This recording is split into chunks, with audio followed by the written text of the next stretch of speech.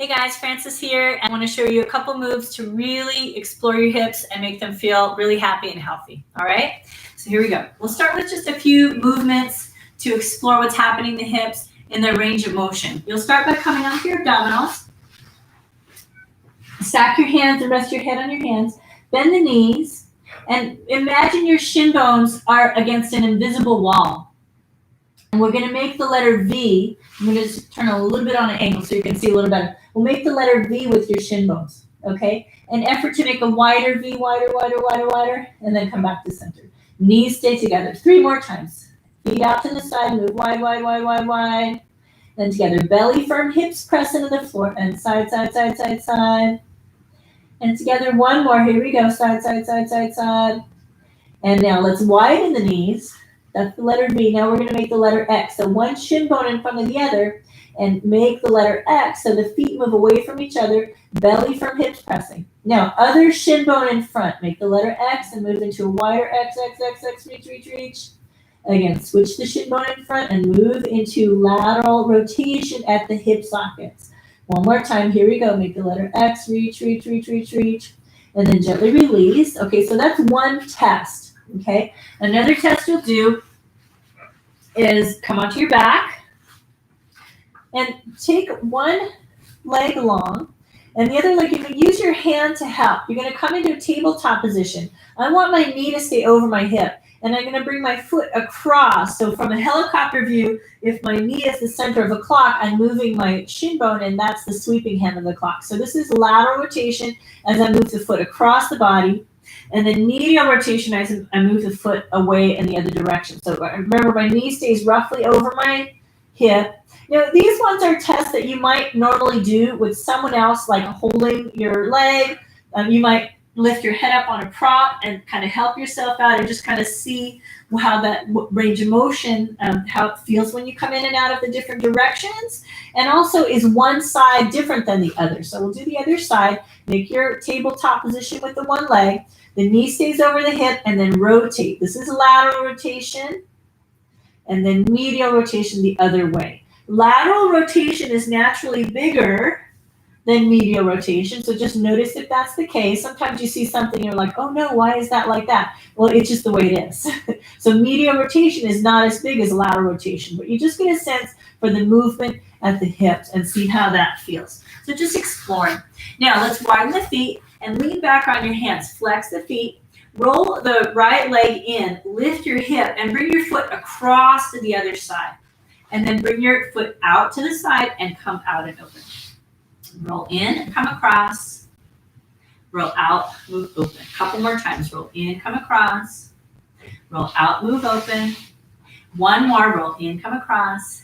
And out and open. Now the second side. So as you roll in, remember you lift the hip on that side and come across. You're working a muscle called your tensor fascia lata when you do that motion of coming in, right? And it's TFL for short, right? And we'll do a stretch for that a little bit later. So rolling in and rolling out.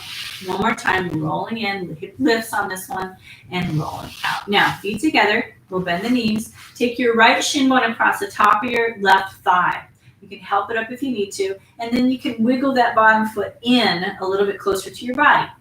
Now, if your pelvis were a bowl, spill water out of the back of the pelvic bowl, and then lift the low back to spill water. It wouldn't be spilling front, but just to try to upright that pelvic bowl, and you'll feel a stretch in your upper thigh buttock area on your right side here. So tuck the tail, spilling back, and then lift. And then tuck and spill back, and lift.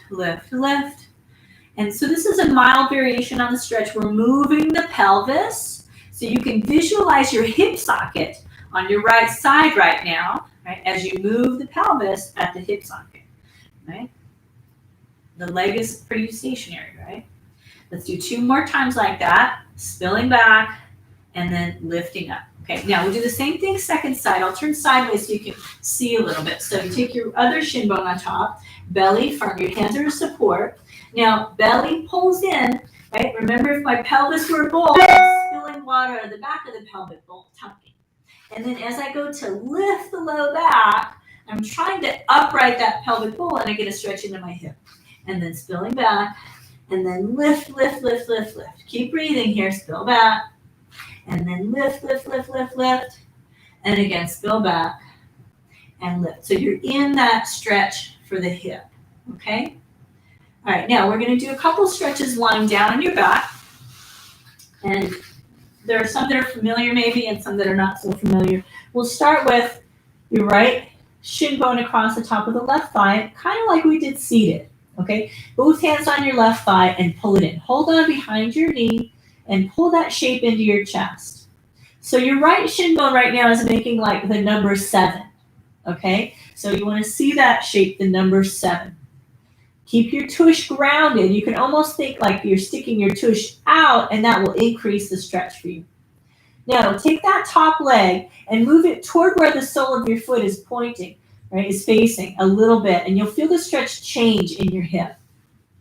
And then come back through center, and then again, press toward the sole of the foot and center. So you'll see this whole shape moves over, but your whole torso doesn't move. It's just the legs. So think of the hip sockets again as you move over. And then let's move out to the side a little bit more. So your knee moves out to the side, and then you move toward the sole of the foot, and then you move toward where the top knee is pointing, right? Just to kind of move that thigh bone in the hip socket and vary the stretch at the joint.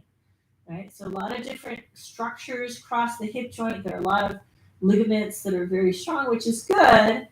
We want all the muscles that cross that joint to get a chance to loosen up and open up. Okay, now let's do the other side. Figure 4 stretch, this one is called. So your thigh can move out a little bit. Both hands on your right thigh this time, pull in, draw that shape in. Just get your stretch.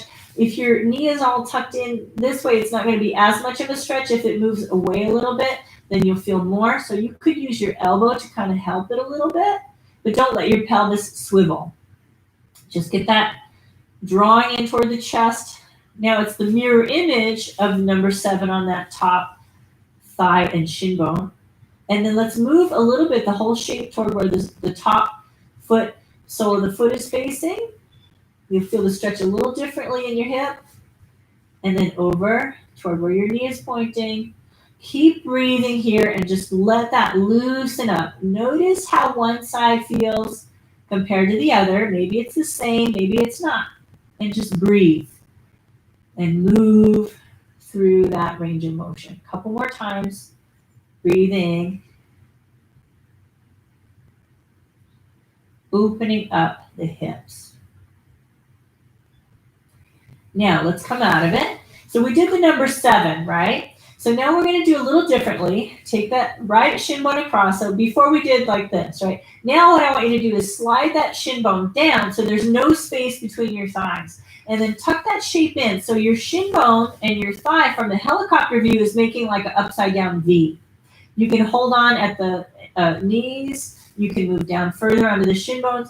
If you feel super flexible, you can lift your head up, just slide your hands to your ankles, bring your head back down, and pull that whole shape in closer towards your torso. And then also stick your tush out. So that's going to be all steps to increase the stretch. Again, we're opening up the hips in different directions, different shapes. Big breath in, big breath out, big breath in, big breath out. And then let's unravel and re-ravel. So sliding, no space between the knees here. Shape comes in. Feel free to come into that handlebar stretch. Big shout out to Jennifer Brilliant. Wonderful, wonderful Jennifer Brilliant. I love her. So one of my first teachers in the fitness world. Wonderful yoga teacher, wonderful fitness trainer. So knowledgeable. I know her from the Jennifer Muller company where we were both, I was a scholarship student. She was in the company. Fabulous. So I first learned this stretch from Jennifer Brilliant, and she called it the handlebar stretch. So I like to give credit where credit is due. We get to feel that nice, nice stretch. Thank you, Jennifer. Big breath in, big breath out. One more breath in, and one more breath out. Okay, so now we've done a couple of stretches for the hips in a few different ways. Now we'll do another one that's a little bit different. So I'm going to talk you through it, and we'll do it a couple different ways. Take your left foot behind your right ankle. So we tuck this foot into that space that's behind the other foot. And I'm going to have you wiggle your foot. I'll show you the other side for a second. I'm going to have you wiggle your foot over toward your hand that's kind of nearby, right, toward your hip. Maybe you can hold on to it, maybe not. And then you let that thigh move down. So I'll come back to that left side since I'm talking through the left foot behind. Wiggle, wiggle, wiggle the foot toward your hand. And then what I want to do is allow this thigh to move down toward the floor. Now, if you have any knee issues, be careful. I don't want you to go too far. If you don't have any knee issues and you just are open for the stretch, then this should be fine. Now, the shin bone and the thigh bone of this bottom leg here, I want you to envision you're making the letter V. So your knee is pointing down toward the bottom of your mat. You keep your pelvis steady, belly firm, and tucking the tail and lowering that thigh down at the same time will increase the stretch. And this is a stretch for TFL, that muscle we talked about earlier. So your tensor fascia lata. If you're very flexible and you need more stretch, you can go further, but don't press beyond what feels comfortable, okay? If you need more stretch, you can take the top foot heel across the thigh and then let that leg open up. Belly firm, tail tucks. Big breath in, big breath out. Now listen to your body again. This would only be if you need more stretch. Otherwise, you're just allowing the top leg to just stay where we started. Okay, you don't need to have this leg involved at all. It's only if you need more. Last few moments here. Belly firm, stretching the TFL. Okay. So TFL goes from your hip point. If you can imagine if you had a pair of pants on that had like a diagonal pocket, that's the line of the muscle roughly. And then it threads in through your iliotibial band, that connective tissue on the side of your thigh, and crosses your knee. Okay, so we want to make sure that that TFL is happy, right? Some people call the TFL muscle, as it threads into the iliotibial band, they call the iliotibial band the fascia lata tendon. Right, so we took your other foot and we wiggled it toward your hand. You may or may not be able to reach it with your hand. Don't let the pelvis swivel, belly firm. Let the thigh move down. Belly tucks, belly pulls in, lengthening your low back. Use a little bit of abdominal support so you don't crunch in your low back if you have tightness. If you need more, flex, come across the thigh and open that leg out. Big breath in, big breath out. So now we're getting that stretch for TFL, right? As it threads into the fascia lata tendon or the iliotibial band and crosses the knee. And we'll make sure that we keep that muscle happy and healthy.